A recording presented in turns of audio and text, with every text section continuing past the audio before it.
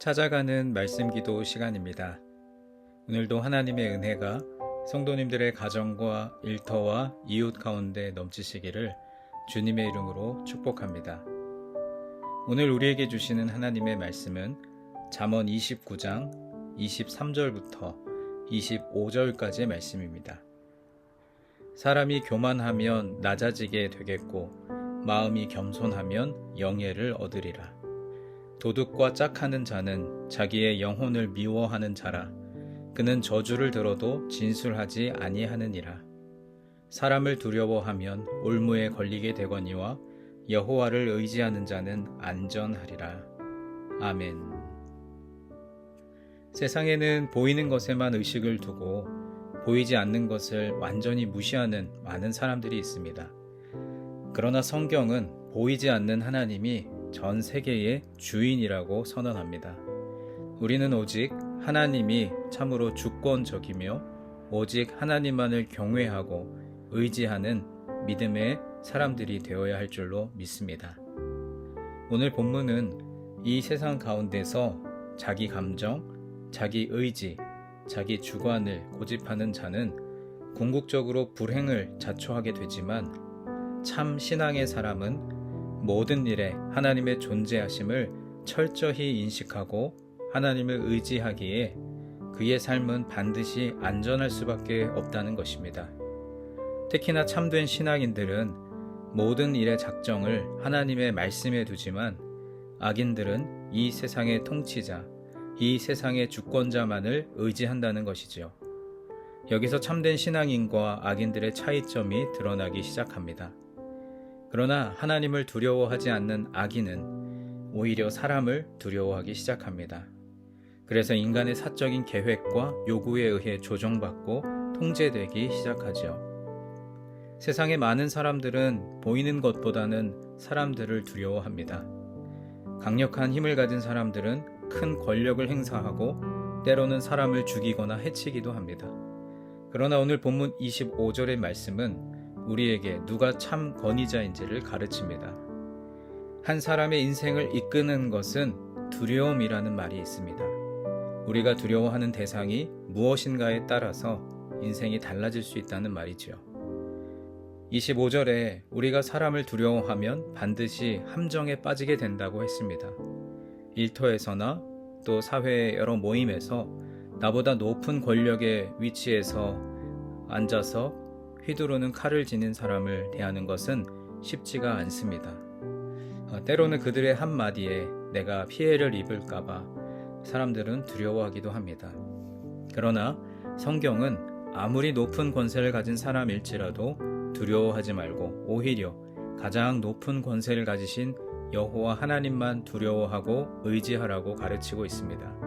하나님을 의지하는 자는 안전함을 얻게 될 것입니다.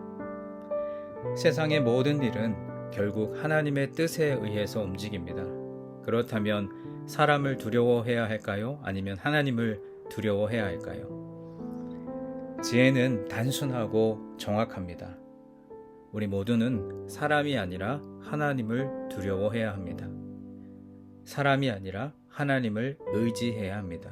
그럴 때 우리는 가장 행복하고 풍성한 삶을 살아갈 수 있습니다. 예수님께서 복음을 위해 핍박받는 제자들에게 몸은 죽일 수 있으나 영혼은 죽일 수 없는 자들을 두려워하지 말라고 하셨고 오히려 영혼과 몸을 지옥에서 멸망시키실 수 있는 하나님을 두려워하라고 가르치셨습니다. 사람들은 죽으면 모든 것이 끝나는 것으로 믿기 때문에 눈에 보이는 권력을 두려워할 수밖에 없지만 죽은 뒤에 반드시 심판이 있다는 것을 아는 우리 신앙인들은 참으로 두려워할 것이 오직 하나님뿐이라고 여깁니다. 이러한 사실을 다니엘과 그 세 친구들은 믿음을 통해 보여주었습니다. 그들은 사자 우리에 들어가거나 풀무불에 던져지는 것을 두려워하지 않았지만 오직 하나님만을 경외함으로써 구원의 기적을 경험하고 하나님께 영광을 돌릴 수 있었습니다. 궁극적으로 우리는 오직 주님만을 참으로 경외함으로써 세상이 다룰 수 없는 믿음 있는 사람들이 되기를 간절히 소망합니다. 많은 사람들이 주권자로부터 은혜를 바라지만 사람의 결정은 주님으로부터 나온다는 말씀이 우리가 바라보아야 할 유일한 분이 하나님이심을 가르칩니다. 세상에 많은 주권자들이 할 수 있고 또 할 수 없는 것이 많이 있습니다. 그러나 주님은 세상의 주권자의 마음조차도 다스리실 수 있습니다. 느헤미야에서 예루살렘 성벽을 재건하기 위해 왕에게 허락을 구하기 전 느헤미야는 먼저 마음속으로 하나님께 기도했습니다. 이것은 왕의 마음을 움직일 수 있는 분이 오직 하나님이시라는 것을 알았기 때문입니다. 믿는 자들의 기도에 대한 대부분의 응답은 사람들과 환경의 변화를 통해서 이루어집니다. 이것은 세상의 모든 것이 하나님의 섭리를 통해 이루어지기 때문입니다. 그러므로 우리는 보이는 사람들 뒤에서 역사하시는 하나님의 섭리와 주권을 인식하고 모든 것을 간절히 하나님께 구해야 합니다. 세상의 권력자들이 할 수 있는 많은 것들이 있지만 그들은 죄의 문제를 해결할 수 없습니다. 영혼의 구원이 사람의 힘으로 이루어졌다면 하나님의 아들 예수 그리스도가 고난을 당할 필요가 없었을 것입니다. 죄인들은 세상의 어떤 것으로도 구원받을 수 없기에 하나님은 자기 아들의 생명을 주어 죄인들을 구원하셨습니다. 인간의 영혼을 멸망시키고 구원하실 것은 오직 하나님의 절대적인 주권에 있습니다. 그러므로 믿는 자들은 구원을 제공해 주신 하나님의 주권적인 은혜에 대한 감사와 찬양 그리고 영광을 돌려야 합니다. 또한 우리는 은혜의 복음을 전파함으로써 많은 영혼이 구원의 은혜를 누리고 세상이 하나님을 인정하고 섬길 수 있도록 복음을 전파하며 살아가야 합니다. 우리는 보이지 않지만 참으로 주권적인 하나님을 경외하고 그분의 말씀을 따라야 합니다. 사람들을 두려워하지 말고 보이는 권력에게 은혜를 구하지 말고 오직 하나님만을 경외하며 의지해야 합니다. 그리고 하나님의 주권적인 은혜로 인해 우리 삶이 변화하고 세상에 하나님을 알아주는 사람들이 번영하기를 원합니다.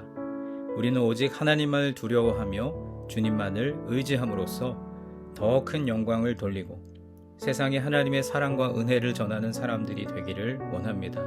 이것이 참으로 우리가 살아야 할 삶의 의미이며 우리의 소망입니다. 함께 하나님의 주권적인 은혜와 사랑을 세상에 전하며 걸어가는 우리 모두가 되기를 주님의 이름으로 간절히 축원합니다. 이제 오늘 주신 말씀을 붙들고 기도하겠습니다. 사랑의 주님, 오늘도 새롭게 하루를 열어주시고 우리가 주님의 말씀을 묵상하며 기도하게 하심을 감사합니다. 그러나 우리 마음속에는 나 자신이 주인으로 나를 지배하며 살아갈 때가 너무 많음을 고백합니다. 주님께서 내 삶을 주관하시고 내 삶의 주인이 되셔야 하는데 나의 유익과 욕망을 쫓아 주님을 잊어버릴 때가 너무나도 많습니다. 늘 주님을 의지하고 주님을 힘입어 살아가는 자가 되게 하여 주옵소서. 우리 주신 말씀을 붙들고 함께 기도하겠습니다.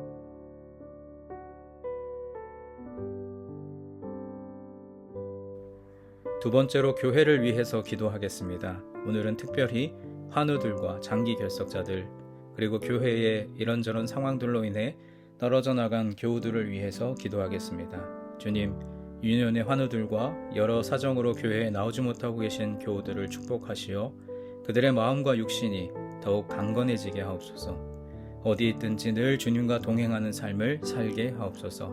우리 교회를 위해 함께 기도하겠습니다.